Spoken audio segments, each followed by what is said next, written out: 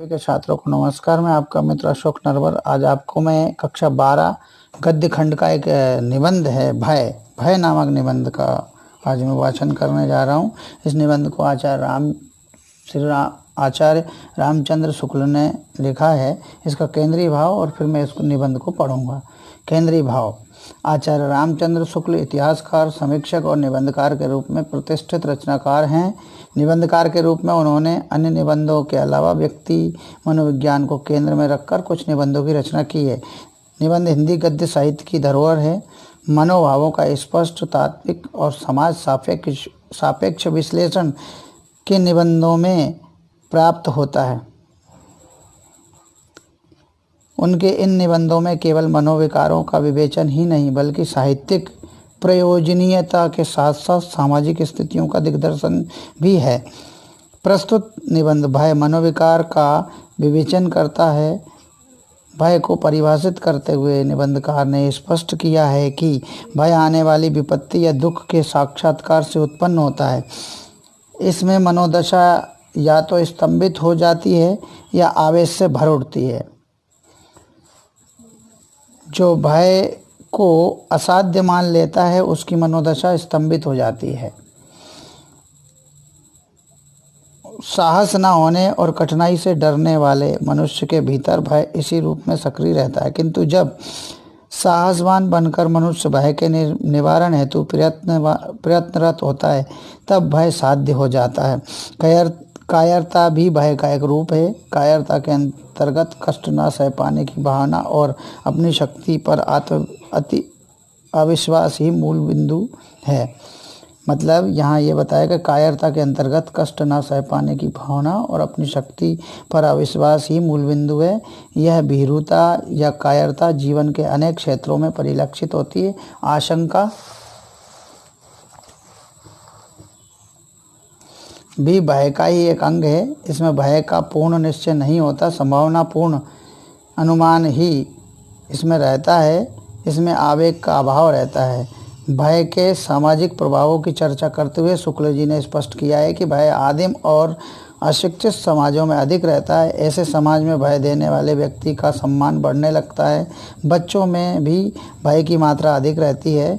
भय दुख का कारण है, किंतु मनुष्य ने अपने ज्ञान बल, हृदय बल तथा बुद्धि बल से इस भयजात दुख से मुक्त होने का निरंतर प्रयास किया है। अपने इन बलों से मनुष्य ने मनुष्योत्तर संसार से आने वाले भय को तो कम किया है, किंतु अब भी मनुष्य से भयभीत है। इतिहास में आक्रमण और लूटपाट के पीछे भी भय ही है। निर्भयता को शुक्ल जी व्यक्ति और समाज के विकास हेतु आवश्यक मानते हैं। वही समाज उन्नत माना जा सकता है जिसमें कोई भी व्यक्ति दूसरे को भयभीत न करे।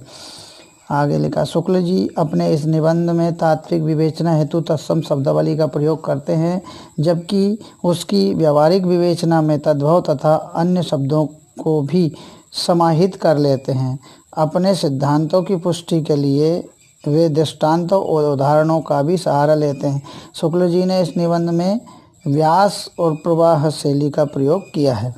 अब आता है निबंध।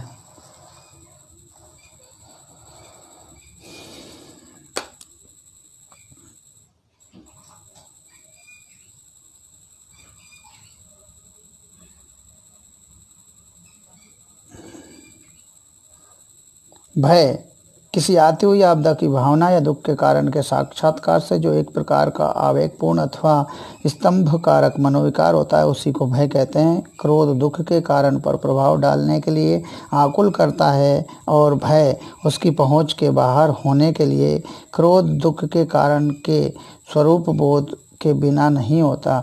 यदि दुख का कारण चेतन होगा और यह समझा जाएगा कि उसने जानबूझकर दुख पहुंचा है तभी क्रोध होगा, पर भय के लिए कारण का निर्दिष्ट होना जरूरी नहीं। इतना भर मालूम होना चाहिए कि दुख या हानि पहुंचेगी। यदि कोई ज्योतिषी किसी गंवार से कहे कि कल तुम्हारे हाथ पैर टूट जाएंगे तो उसे क्रोध ना आएगा, भय होगा। पर उसी से यदि कोई दूसरा आकर कहे कि कल अमुक अमुक तुम्हारे हाथ पैर तोड़ देंगे तो वह तुरंत त्योरी बदलकर कहेगा कि कौन है हाथ पैर तोड़ने वाला, देख लूँगा। भय का विषय दो रूपों में सामने आता है, असाध्य रूप में और साध्य रूप में। असाध्य विषय वह है जिसका किसी प्रयत्न द्वारा निवारण असंभव हो या असंभव समझ पड़े। साध्य विषय वह है जो प्रयत्न द्वारा दूर किया या रखा जा सकता हो। दो मनुष्य एक पहाड़ी नदी के किनारे बैठे या आनंद से बातचीत करते चले जा रहे थे। इतने में सामने से शेर की दहाड़ सुनाई दी। यदि वे दोनों उठकर भागने, छिपने या पेड़ पर चढ़ने आदि का प्रयत्न करें तो बच सकते हैं। विषय के साध्य या असाध्य होने की धारणा परिस्थिति की विशेषता के अनुसार तो होती ही है, पर बहुत कुछ मनुष्य की प्रकृति पर भी अवलंबित रहती है। क्लेश के कारण का ज्ञान होने पर उसकी अनिवार्यता का निश्चय अपनी व्यवस्था या अक्षमता की अनुभूति के कारण होता है। यदि यह अनुभूति कठिनाइयों और आपत्तियों को दूर करने के अनाभ्यास या साहस के अभाव के कारण होती है तो मनुष्य स्तंभित हो जाता है और उसके हाथ पांव नहीं हिल सकते। पर कड़े दिल का यह साहसी आदमी पहले तो जल्दी डरता नहीं, और डरता भी है तो संभल कर अपने बचाव के उद्योग में लग जाता है। भय जब स्वभावगत हो जाता है तब कायरता या भीरुता कहलाता है और भारी दोष माना जाता है। विशेषतः पुरुषों में स्त्रियों की भीरुता तो उसकी लज्जा के समान ही रसिकों के मनोरंजन की वस्तु रही है। पुरुषों की भीरुता की पूरी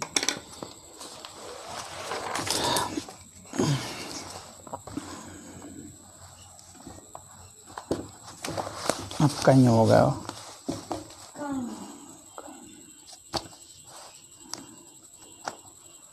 पूरी निंदा होती है। ऐसा जान पड़ता है कि बहुत पुराने ज़माने से पुरुषों ने न डरने का ठेका ले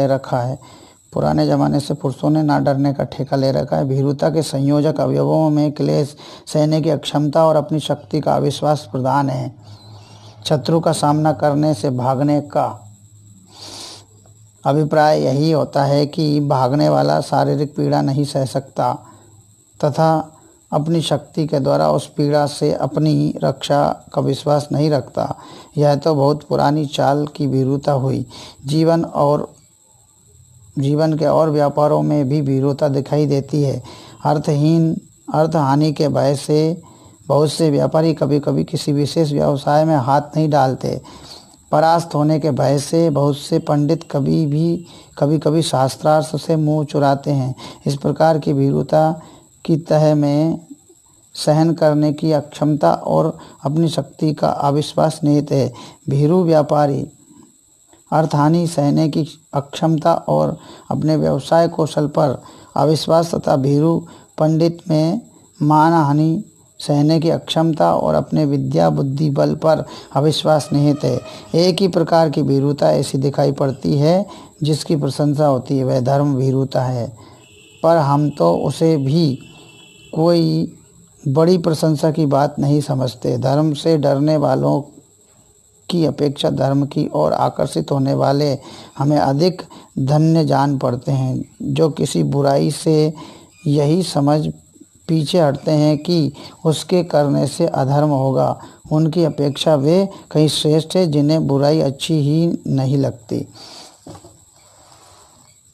दुख या आपत्ति का पूर्ण निश्चय न रहने पर उसकी संभावना मात्र के अनुमान से जो आवेग शून्य भय होता है उसे आशंका कहते हैं।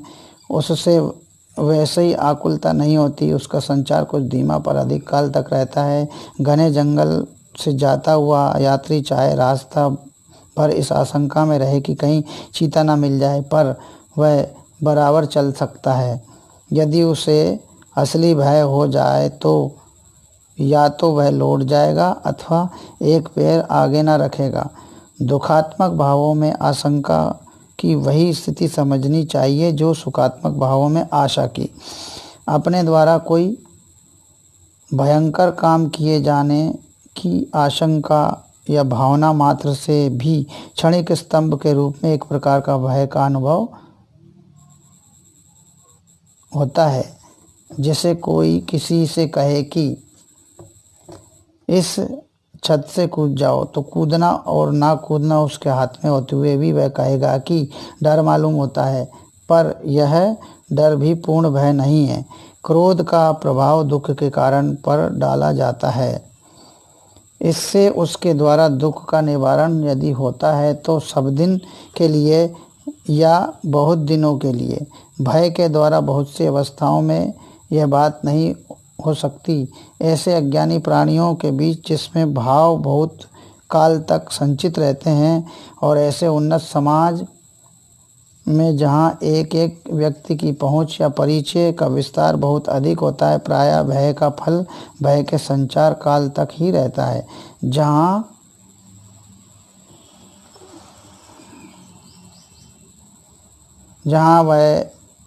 वह भूला कि आफत आई। यदि कोई क्रूर मनुष्य किसी बात पर आपसे बुरा मान गया और उस आपको मारने दौड़े, तो उस समय भय की प्रेरणा से आप भागकर अपने आप को बचा लेंगे।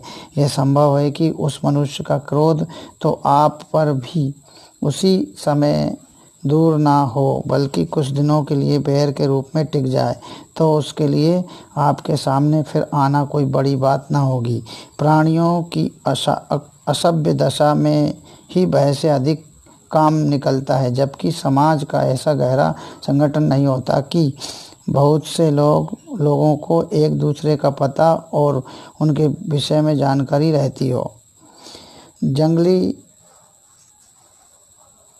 जंगली मनुष्यों के परिचय का विस्तार बहुत थोड़ा होता है। बहुत सी ऐसी जंगली जातियां अब भी हैं जिनमें कोई एक व्यक्ति 20-25 से अधिक आदमियों को नहीं जानता। अतः उसे 10-12 कोस पर ही रहने वाला यदि कोई दूसरा जंगली मिले और मारने दौड़े, तो वह भागकर उससे अपनी रक्षा उसी प्रकार समय के लिए ही नहीं बल्कि सब दिन के लिए कर सकता है। पर सभ्य, उन्नत और विस्तृत समाज में भय द्वारा स्थायी रक्षा की उतनी संभावना नहीं होती।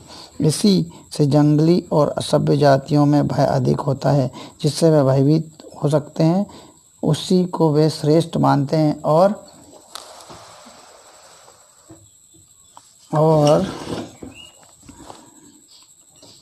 उसी की स्तुति करते हैं।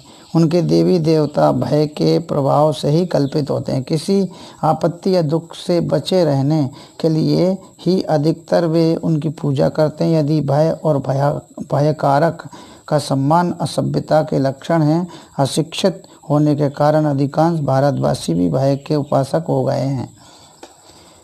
चलने फिरने वाले बच्चों में जिनमें भाव देर तक नहीं टिकते और दुख परिहार का ज्ञान या बल नहीं होता, भय अधिक होता है। बहुत से बच्चे तो किसी अपरिचित आदमी को देखते ही घर के भीतर भागते हैं।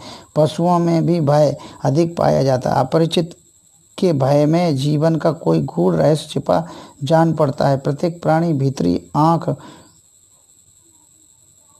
कुछ खुलते ही अपने सामने मानो एक दुख का कारण पूर्ण संसार फैला हुआ पाता है, जिसे वह क्रमशः कुछ अपने ज्ञान बल से और कुछ बाहुबल से थोड़ा बहुत सुखमय बनाता चलता है। क्लेश और बाधा का ही सामान्य आरोप करके जीव संसार में पैर रखता है। सुख और आनंद को वह सामान्य का व्यतिक्रम समझता है, विरल विशेष मानता है। इस विशेष से सामान्य की ओर जाने का साहस उसे बहुत दिनों तक नहीं होता। परिचय के उत्तरोत्तर अभ्यास के बल से अपने माता पिता या नित्य दिखाई पड़ने वाले कुछ थोड़े से और लोगों के ही संबंध में वह यह धारणा रखता है कि ये मुझे सुख पहुंचाते हैं और कष्ट ना पहुंचाएंगे। जिन्हें वह नहीं जानता, जो पहल उसके सामने आते हैं, उनके पास वह बेधड़क नहीं चला जाता। बिल्कुल अज्ञात वस्तुओं के प्रति भी वह ऐसा ही करता है। भय की इसी वासना या परिहार क्रमशः होता चलता है। भय की इसी वासना का परिहार क्रमशः होता चलता है। जो वह नाना रूपों में अभ्यस्त होता है, त्यों त्यों उसकी धड़क खुलती जाती है। इस प्रकार अपने ज्ञान बल, हृदय बल और शरीर बल की वृद्धि के साथ वह दुख की छाया मानो हटाता चलता है। समस्त मनुष्य जाति की सभ्यता के विकास का भी यही क्रम रहा है। भूतों का भय अब बहुत कुछ छूट गया। पशुओं की बाधा भी मनुष्य के लिए प्रायः नहीं रह गई, पर मनुष्य के लिए मनुष्य का भय बना हुआ है। इस भय के छूटने के लक्षण भी नहीं दिखाई देते। अब मनुष्य के दुख के कारण मनुष्य ही हैं। सभ्यता से अंतर केवल इतना ही पड़ा है कि दुखदान की विधियां बहुत गूढ़ और जटिल हो गई हैं। उनका क्षोभकारक रूप बहुत से आवरणों के भीतर ढक गया है। अब इस बात की आशंका तो नहीं रहती है कि कोई जबरदस्ती आकर हमारे घर, खेत, बाग, बगीचे, रुपये पैसे छीन ना ले, पर इस बात का खटका रहता है कि कोई नकली दस्तावेजों, झूठे गवाहों और कानूनी बहसों के बल से हमें इन वस्तुओं से वंचित ना कर दे। दोनों बातों का परिणाम एक ही है। एक व्यक्ति के दूसरे व्यक्तियों के लिए सुखद और दुखद दोनों रूप बराबर रहे हैं और बराबर रहेंगे। किसी प्रकार की राजनीतिक और सामाजिक व्यवस्था एक सही से लेकर साम्यवाद तक इस दोरंगी झलक को दूर नहीं कर सकती। मानवीय प्रकृति की अनेक रूपता शेष प्रकृति की अनेक रूपता के साथ साथ चलती रहेगी। ऐसे समाज की कल्पना, ऐसी परिस्थिति का स्वप्न जिसमें सुख ही सुख, प्रेम ही प्रेम हो, या तो लंबी चौड़ी बात बनाने के लिए अथवा अपने को या दूसरे को फुसलाने के लिए ही समझा जा सकता है। ऊपर जिस व्यक्तिगत विषमता की बात कही गई है उससे समष्टि रूप में मनुष्य जाति का वैसा अमंगल नहीं है। कुछ लोग अलग अलग यदि क्रूर लोभ के व्यापार में रत रहें तो थोड़े से लोग ही उनके द्वारा दुखी या त्रस्त होंगे। यदि उक्त व्यापार का साधन एक बड़ा दल बांधकर किया जाए तो उसमें अधिक सफलता होगी। यदि उक्त व्यापार का साधन एक बड़ा दल बांधकर किया जाए तो उसमें अधिक सफलता होगी और उसका अनिष्ट प्रभाव बहुत दूर तक फैलेगा। संघ एक शक्ति है जिसके द्वारा शुभ और अशुभ दोनों के प्रसार की संभावना बहुत बढ़ जाती है। प्राचीन काल में जिस प्रकार के स्वदेश प्रेम की प्रतिष्ठा यूनान में हुई थी, उसने आगे चलकर यूरोप में बड़ा भयंकर रूप धारण किया। अर्थशास्त्र के प्रभाव से अर्थोन्माद का उसके साथ संयोग हुआ और व्यापार राजनीति या राष्ट्रनीति का प्रधान अंग हो गया।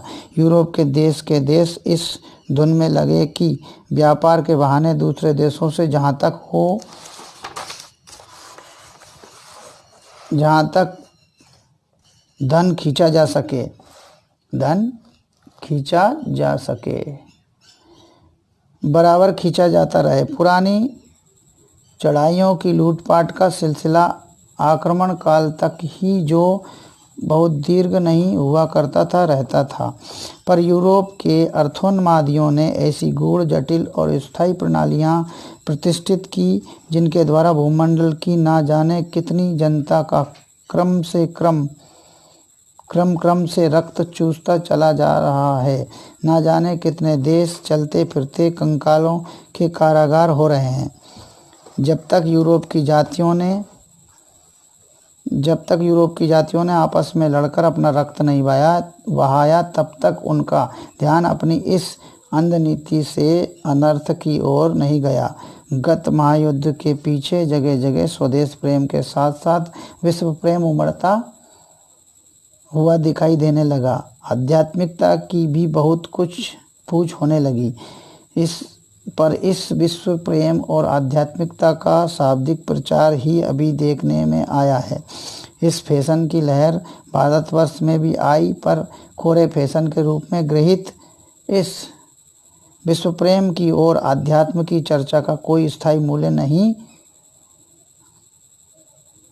इसे हवा का एक झोंका ही समझना चाहिए। सभ्यता की वर्तमान स्थिति में एक व्यक्ति को दूसरे से वैसा भय तो नहीं रहता जैसा पहले रहा करता था, पर एक जाति को दूसरी जाति से, एक देश को दूसरे देश से भय के स्थायी कारण प्रतिष्ठित हो गए हैं। सबल देशों के बीच में अर्थ संघर्ष की, सबल और निर्बल देशों के बीच अर्थ शोषण की प्रक्रिया अनवरत चल रही है, एक क्षण का विराम नहीं है। जिस प्रकार सुखी होने का प्रयत्न को अधिकार है, जिस प्रकार सुखी होने का प्रत्येक प्राणी को अधिकार है, उसी प्रकार मुक्त आतंक होने का भी, पर कर्म क्षेत्र के चक्रव्यूह में पड़कर जिस प्रकार सुखी होना प्रयत्न साध्य है, उसी प्रकार निर्भय रहना भी। निर्भयता के संपादन के लिए दो बातें अपेक्षित होती हैं। पहली यह कि दूसरों को हमसे किसी प्रकार का भय या कष्ट ना हो। दूसरी यह कि दूसरे हमको कष्ट या भय पहुंचाने का साहस ना कर सकें। इनमें से एक का संबंध उत्कृष्टशील से है और दूसरी का शक्ति और पुरुषार्थ से। इस संसार में किसी को ना डराने से ही डरने की संभावना दूर नहीं हो सकती।